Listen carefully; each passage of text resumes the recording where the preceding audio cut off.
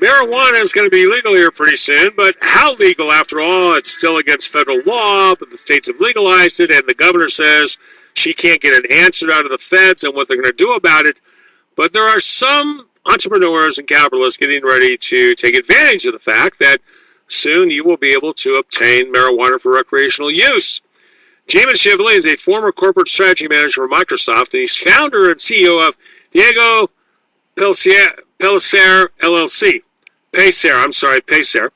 And that's the first planned retail chain focusing exclusively on premium marijuana for pleasure and creative pursuits.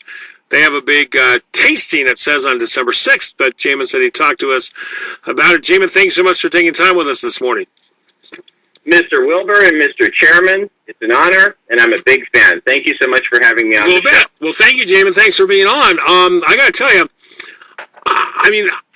my first question, this conflict. If I can just say, I'd like to make a quick shout-out to John Carlson, if I may. Sure. Do I have a moment for that? He should be up. Oh, great. So, John, you probably don't remember me, but I sure as heck remember you. 4 years ago, I was working at Microsoft. Got in about 5 a.m. We had a huge snowstorm. It turned out I was the only person in the office that day. Later that morning, I had an important meeting to get to in Seattle. No way was I going to drive out there with my two-wheel drive, so I hiked out to 520 in the snow, stuck up my thumb, and who picks me up but John Carlson? Really? Absolutely. And not only that, he took me all the way to my destination in Seattle. So, John, I just want to thank you and happy holidays. All right. Well, listen, John's a great guy. I've known John for 32 years, and John would do that. Absolutely. That's a great thing. So, all right, Jamen, here's my first question, very generic, and then let's get to specifics on your venture. Yeah. The state of Washington still does not have an answer from the federal government and how they're going to deal with this apparent conflict where marijuana is still against federal law, but no longer against state and local law. Do you have any concerns? Have you given a thought to how this, you could have the Seattle police or the Redmond police waving at your store while DEA is crashing in. Have you thought about that? Oh, my goodness. Have I ever? So, Mr. Wilbur, first of all, let me just make perfectly clear.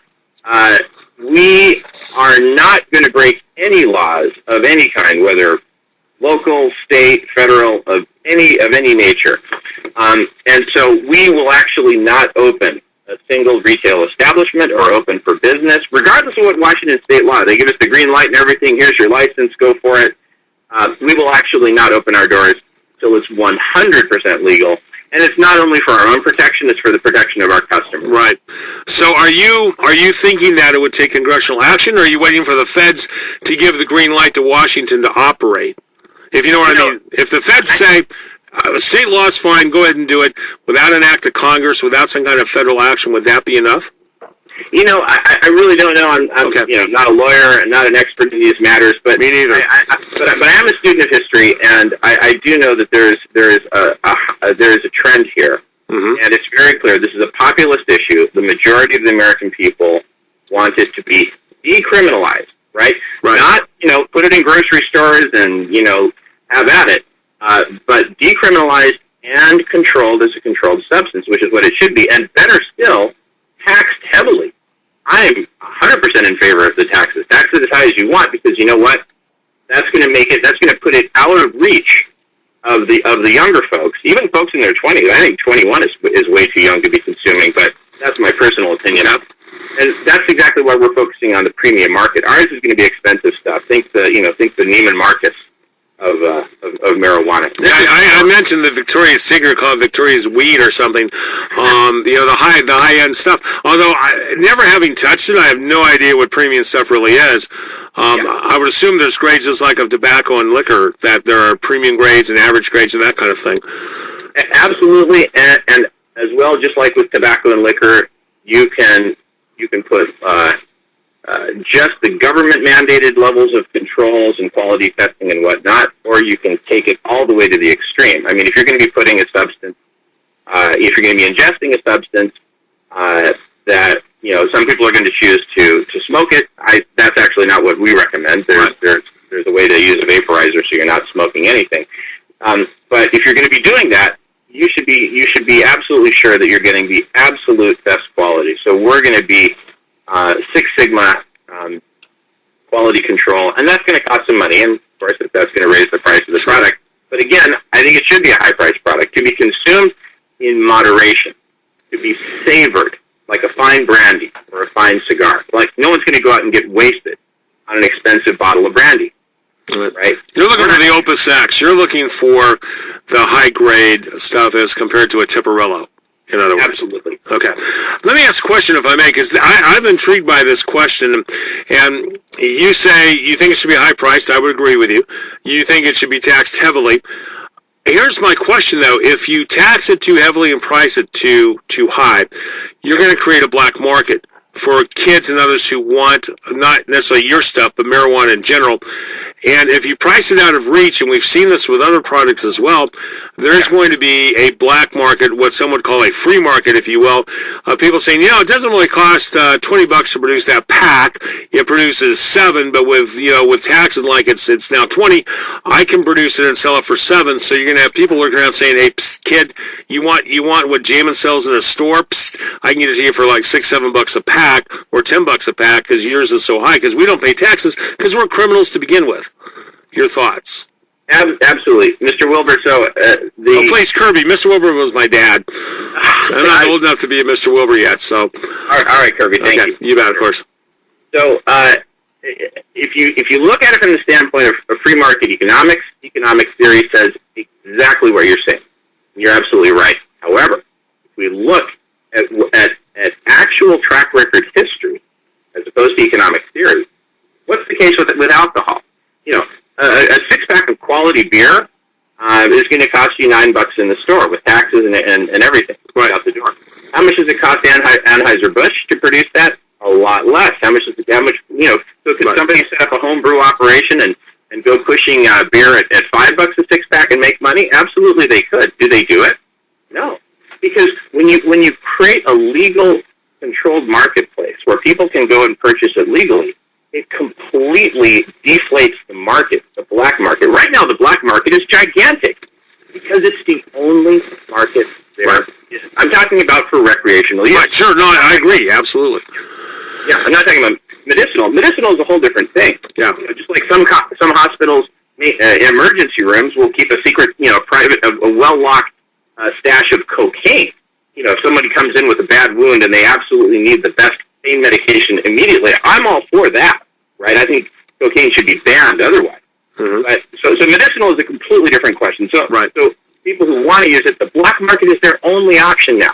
That black market is going to be driven so deep underground, and I think we should have very stiff penalties for breaking the law.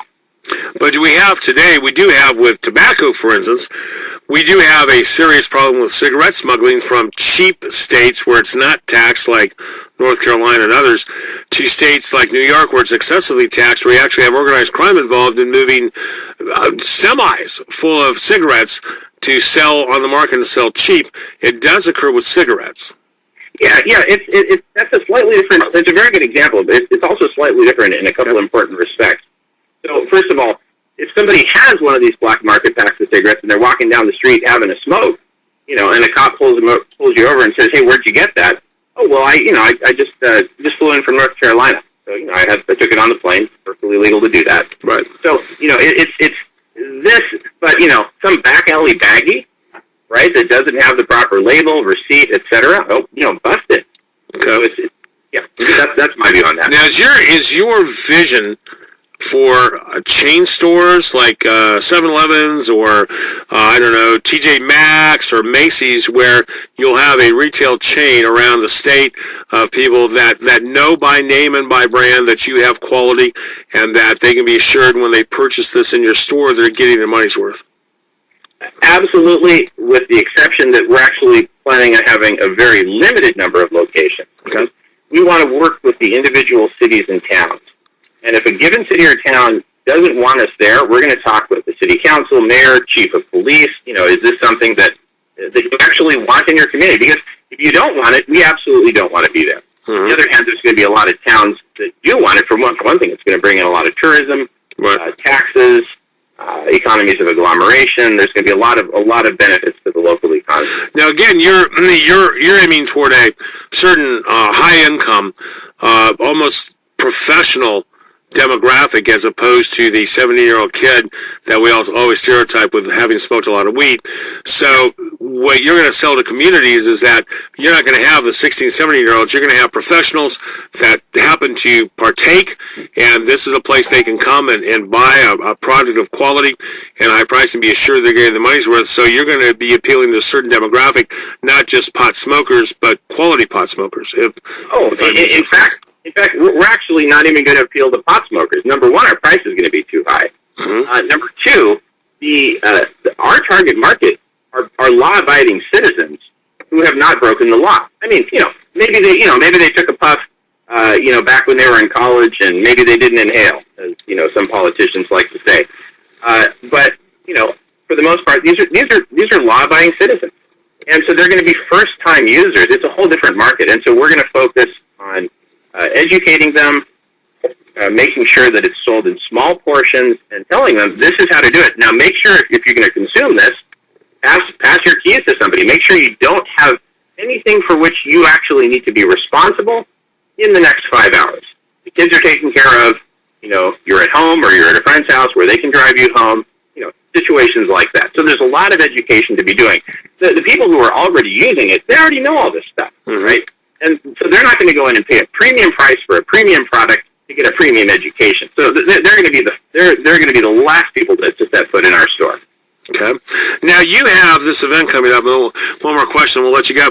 On December 6th, which is, I believe, Thursday, correct? Yeah. Yeah, the 6th. Yeah. You're having a media presentation and a tasting in Bellevue at 5327 140th Northeast, which I think is up in Bridle Trails or close to it, right north of downtown Bellevue. Yeah, I'd appreciate it if you wouldn't shout out the specific location because we don't want a bunch of protesters. I'm sorry, it was on the press release. I won't mention it again. I'm sorry. Okay, no. It's in Redmond, close to the Microsoft campus. Go that direction. And a tasting is it going to be legal? I mean, I assume tasting means that you're sampling different quality blends of the weed. Okay, now I'm gonna ask for a kitchen pass here for a moment, Kirby, because I want to be very careful what I say. Sure, I understand. But what I want to mention is actually there's going to be two events. One's going to be Thursday afternoon. The other's going to be midnight on Wednesday night. On the moment it becomes legal, Alan Valdez, one of the floor managers for the New York Stock Exchange, is flying out that day. He wants to commemorate this. I mean, the whole country is looking at Washington State right now, mm-hmm. and including Wall Street. He is going to ring the bell, the opening bell, for commemorating the end of Prohibition in the state of Washington. And I understand from my representative in New York that the national media is interested in covering this, CNN, CBS, the NBC. So we're actually having two events. Midnight Wednesday night, we'll have live TV crews there and whatnot. Love to have you there, Kirby.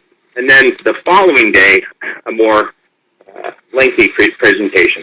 Okay. Now, I won't blurt out the address again, but is this the address that we have on the press release or where it's going to be? You've got the right address. So that's just for the okay, all right, I won't blurt it out again. I apologize. I just read what was on the press release. Okay, so... No, it was my bad. It was my bad for not making that clear. So you're fine. You're fine. All right. Jamen, Shively, thanks so much.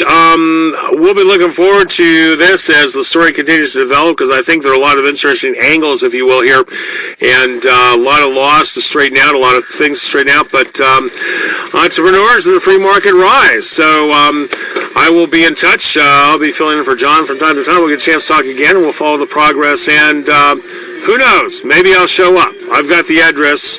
I may be there. That's your service, Kirby. Thank you so much, sir. Thank you so much. Jamen Shively, who's first entrepreneur to figure out how to make money off legal marijuana, if it's legal. 8:48.